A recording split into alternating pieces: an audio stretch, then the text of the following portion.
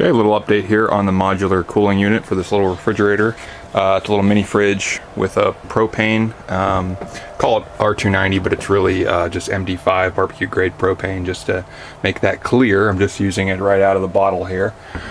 Built that static condenser last week and ran it for a couple of days. I'm pretty pleased with it. Got my capillary tube length kind of dialed in here. I'm not finished with it yet, but we have 10 feet of 026 capillary tubing with a heat interchanger, so it's wrapped around the suction line there for about 3 feet of the cap tube is wrapped around the suction line before it goes to the evaporator.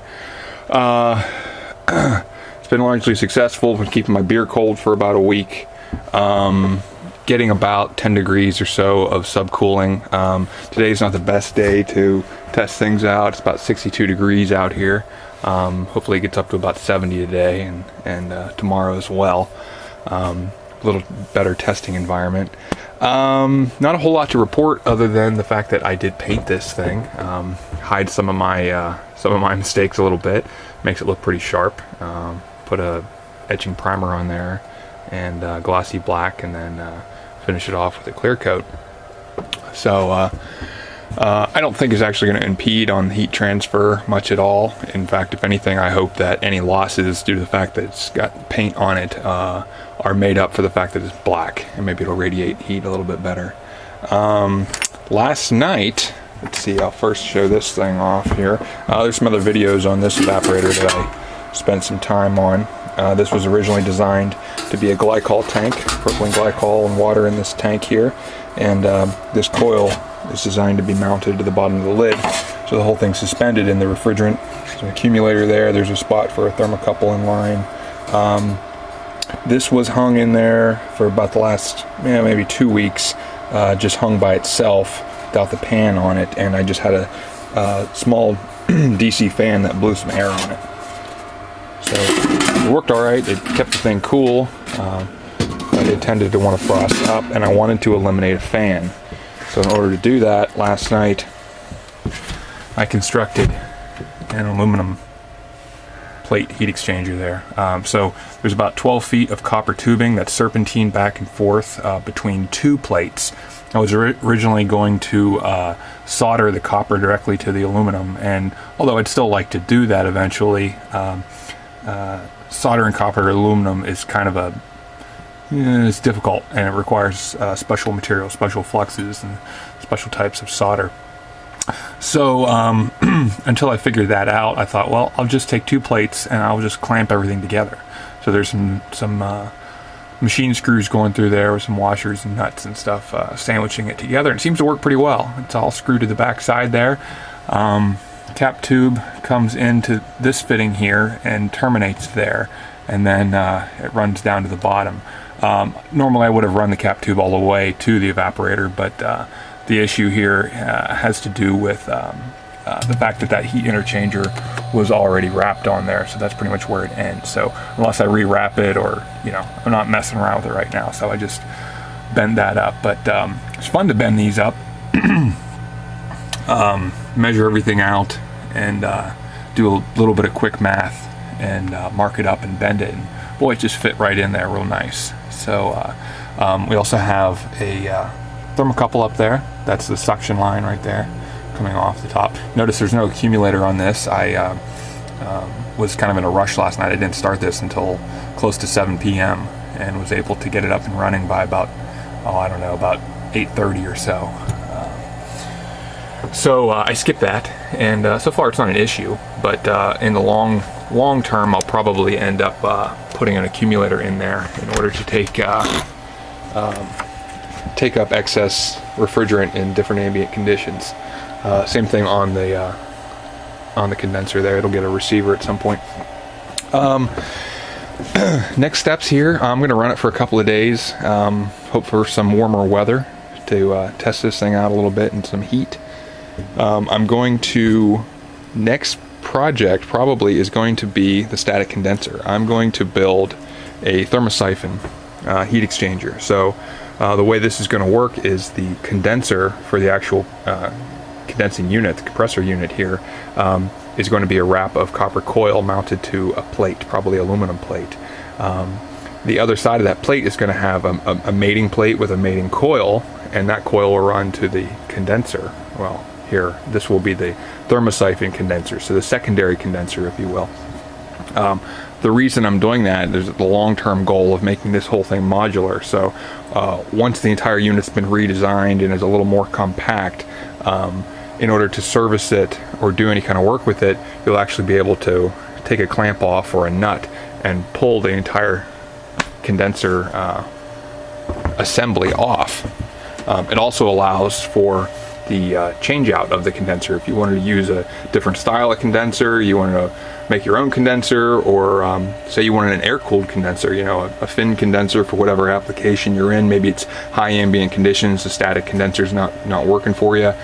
Maybe it's a DC compressor, and with the air-cooled static or the air-cooled condenser, you can get a little lower head pressures and a little lower power draw. But I'm going static because I'm keeping it simple. Same thing on the evaporator, static, keep it simple. The only moving part here is the compressor and the working fluid itself. I did have a little leak last night, I noticed. I think I have since licked that, took care of that, and I also noticed that my subcool hasn't been right for a while. I had a bad sensor, bad connection there, so I swapped some things around a little bit, and like I said, I'm still getting about 10 degrees or something of subcooling there. These lower values here, the red one, that's superheat there. That's directly after the evaporator. In operation, this thing starts at a little bit lower head pressure because the condenser's cool, so it operates at lower head pressure, so it doesn't feed the evaporator as well. So here the evaporator is telling me it's about 21, 22 psi, which corresponds to about and -3, -2 degrees Fahrenheit. Right now, here it just kicked on 5 minutes ago. We got, see, about 26 degrees on the suction. So we're way over here. It will very quickly start to descend. Let me go ahead and switch the time scale here. See it a little bit better. Okay, so here we got 1/5 the previous time. There's where it kicked on.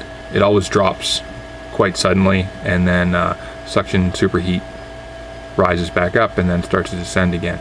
It will fall slowly, and then it'll start to plummet very, very quickly once that head pressure picks up and it starts to feed the evaporator a lot better. Another blue line above it that's descending as well, that's also suction superheat. That's actually probably more closer to what the compressor is seeing. That's after the heat interchanger. So the red is before, the blue is after. The difference is more or less the amount of heat that the capillary tube gives up to the suction line. I have noticed, and I do get a bit of this, you can see right here some of this spiking that occurs. Most of that seems to happen towards the beginning of the run, and then eventually it starts to smooth out. I think it has something to do with uncondensed gas making its way through the capillary tube. The heat interchanger is intended to bypass the evaporator and go straight to the compressor. Some of the excess enthalpy of the subcooled refrigerant. So after the condenser, the refrigerant only gets down to a certain temperature. In this case, it might be 90-some degrees, which is still, 25 or 30 degrees above ambient here. If we can bypass the evaporator, instead of flashing all that refrigerant directly in the evaporator, we can dump that heat into the suction line and let the compressor take care of it. It may have a detrimental effect on COP, but right now it also has the practical use of kind of ensuring that I'm not getting any liquid back to the compressor. It'll make sure that's all flashed off and superheated. Sorry, actually I was pointing at the wrong one. So it's a light blue one here. There's a couple of spikes there. So something else that could be occurring there is because the heat interchanger is kind of there to make sure that flashing isn't occurring in the cap tube. Flashing in the cap tube is bad. Gas doesn't flow through the cap tube very well. Liquid flows through it much better. So when you get gas, it starts to back up a little bit. And so what could be occurring at various times is, wherever the bubble point maybe is occurring, could be moving around I have like the last 3 feet of the capillary tube wrapped. So not exactly sure what's going on there, but I'll observe it over the course of a couple of days, see if I can get a little closer to what's actually happening. Had to raise the thermostat temperature up a little bit. I was running at about 26 degrees with the old setup that was had the forced air fan. After running it overnight, I have a glass of water in the bottom that got down to almost 32 degrees, so a little colder than it needs to be, and the run time was a lot longer than it needed to be. I've actually since kind of bumped it up to about 30 degrees, running about 30 to 40 or 30. I think it's 30 to 41 right now. There's definitely a temperature gradient from the bottom to the top of the cabinet. The bottom is, obviously going to be a lot colder than the top. So there's that's occurring. But the large plate heat exchanger seems to be doing its job pretty well. So I'm glad I don't have to deal with a fan at this point. So once I get to the point of if I can get that static condenser built into a thermosiphon, which I think is going to be possible. I think there's enough temperature difference to make that thing work. I'm pretty convinced I'll be able to make that happen. I'd like to move on to the evaporator and make that thing a thermosiphon. One of the reasons is if I want to go with a large evaporator like that, I would have to cut a large hole in the top of a cabinet, and I'd like to keep the hole as small as possible. And I'd also like the modularity of being able to change the evaporator and put a different style of evaporator or move it around or give it a different orientation or something like that. So I'm going to try to do the same thing where there's going to be a plate heat exchanger on there as well. That's going to be a little more of a challenge. I'm not convinced that it's actually going to work, but yeah, might as well give it a go. It's a lot of fun. So anyway, that's just a little update. So thanks for watching.